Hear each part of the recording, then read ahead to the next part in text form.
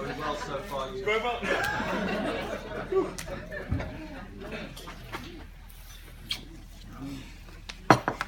Hello. Hello. Some of you know me. If you don't, my name is Eugene. And the first thing I'd like to say is how pleased and proud I was to be asked to do this today. It really means a lot to me, so thank you. I've known Nye for 33 years. And his new blushing bride for 28. So after that length of time, obviously the normal best man's advice about not rushing in isn't required. He's safe. You're all right. The other thing I thought, before I start my speech, I thought I'd better check something because I'm conscious there might be a bit of a cultural barrier. My accent. So at this point, some of you are probably thinking, he sounds a bit like those blokes out from Game of Thrones near the cold bit near the wall. And unfortunately, there are no subtitles to this speech. So what I thought I'd do is get a bit of an interactive thing going where I get you used to dropped H's and flat vowels. So I'd like you to join in this bit, please.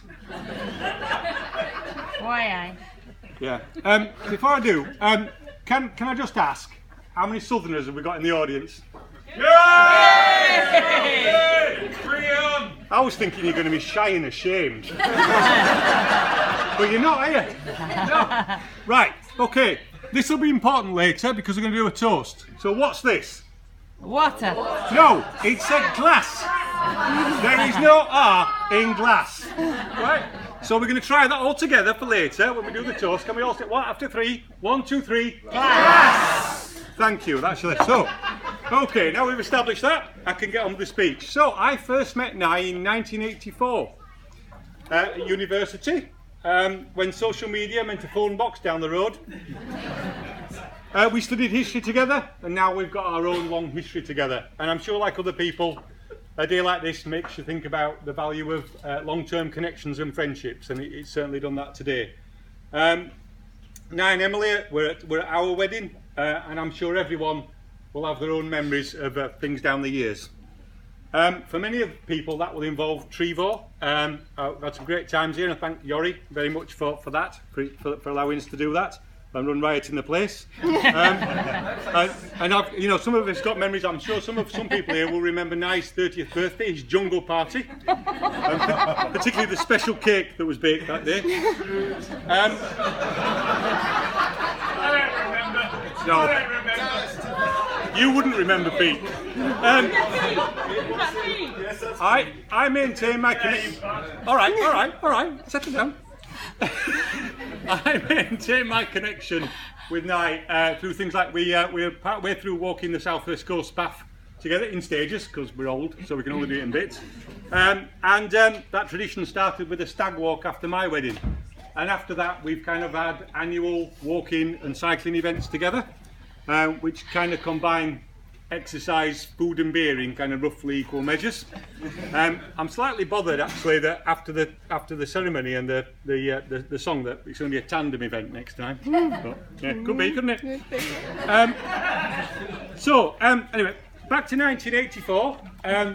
Dave and Peter are here today. We met at university. We were put together on the same floor, it's kind of thrown together by chance, but we quickly formed a kind of clump of comprehensive kids in the wide sea of an otherwise public school dominated university.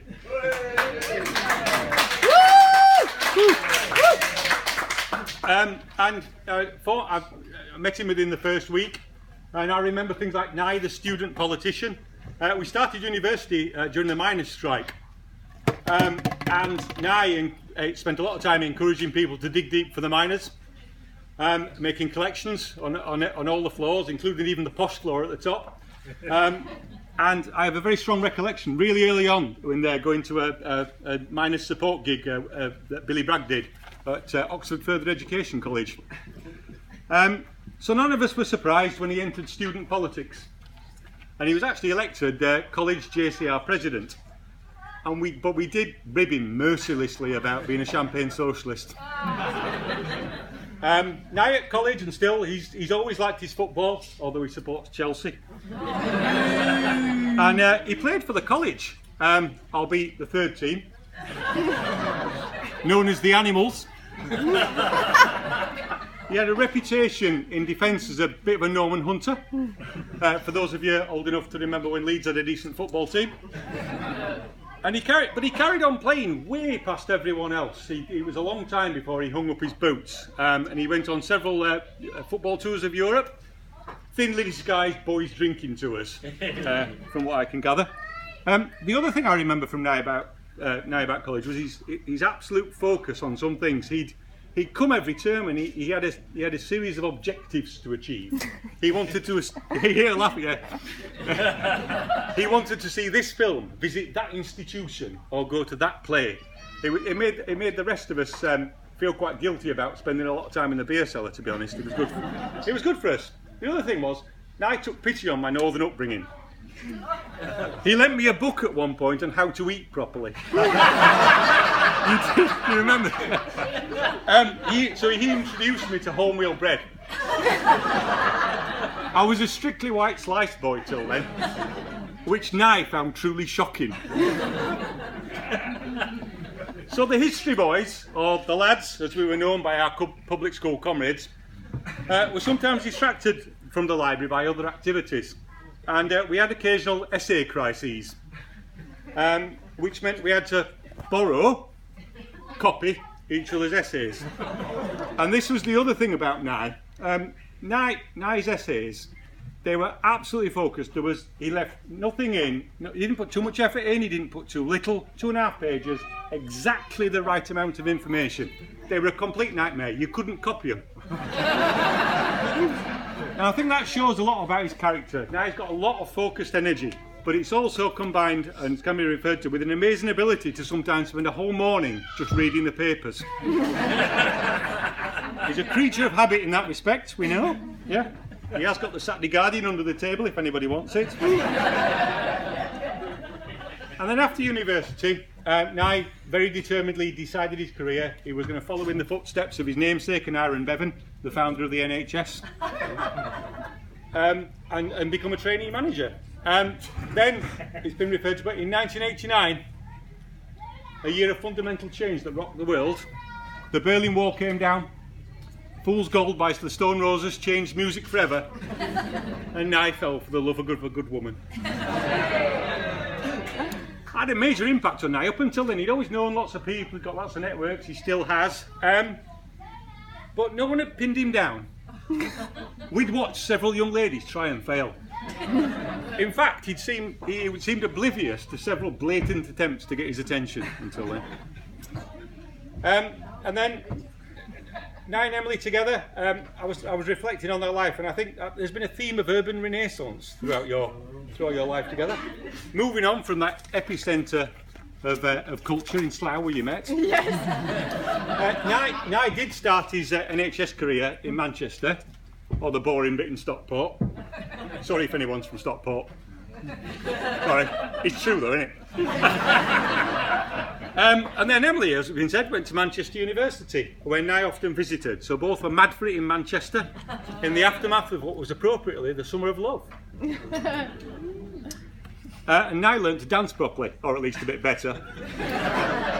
And Em, I think, generally lent him an air of sophistication that followed through to their trip hop to join the Bristol Sound, on the front line with the Montpellier Massive. And so they settled down in Boho, Bristol. And Em brought, I think, a warmth, wit and wisdom to their relationship, and also a level of what I call positive disruption. Positive disruption. Nye may be determined and focused, but he can be a little stubborn at times, and needs a kick up the bum, frankly, doesn't he, now and again. Em developed her career in children's social work and then worked with other children's organisations. They both got careers in the public service, and I think that says a lot about their values, and I think that's reflected in their friendships and also in their family. Which brings us to the kids, Francis, Reese and Rose, who I think are a credit to their parents. I'm sure it's all the time. All the time. And we as a family, we've got kids actually about the same age, have met as the families have grown up.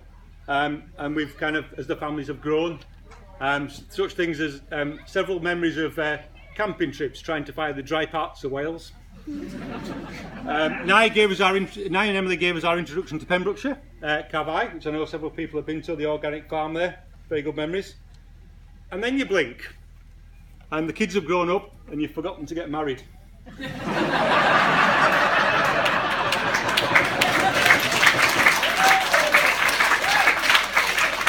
Which brings us to the institution of marriage. Normally when people get married, they've yet to negotiate the pleasures but also the pitfalls of bringing up children. The arguments about who left the top off the toothpaste and whose turn it is to put the bin or the kids out. And of course the drudgery of supermarket trips, or in Nye and Emily's case, a walk to the Boho bakery with a raffia bag. But you've been through all that. 28 years and you still want to get married, even though it's no longer a tax incentive. It's some achievement. So, serious bit. Being a couple is a long-term venture. It requires dedication, compromise, understanding, and sometimes just plain biting your tongue. Bringing up 3 children requires that and even more.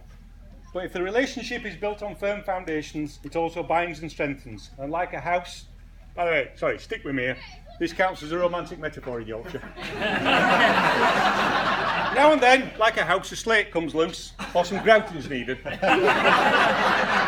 over time, it's more lived in and loved.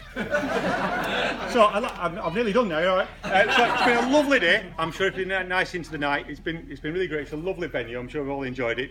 And it is a real honour to be asked to do this. Thank you. I do appreciate it. And just to finish, as you may know, there is a poet from Barnsley. That's where I'm from originally. It's not me. I'm much more prosaic. However, to finish, I found what I thought was an appropriate quote from Adam Bede by George Eliot. What greater thing is there for 2 human souls than to feel they are joined for life, to strengthen each other in all labour, to rest on each other, to minister to each other, to be one with each other in silent, unspeakable memories. I'd like you to raise your glasses to the established and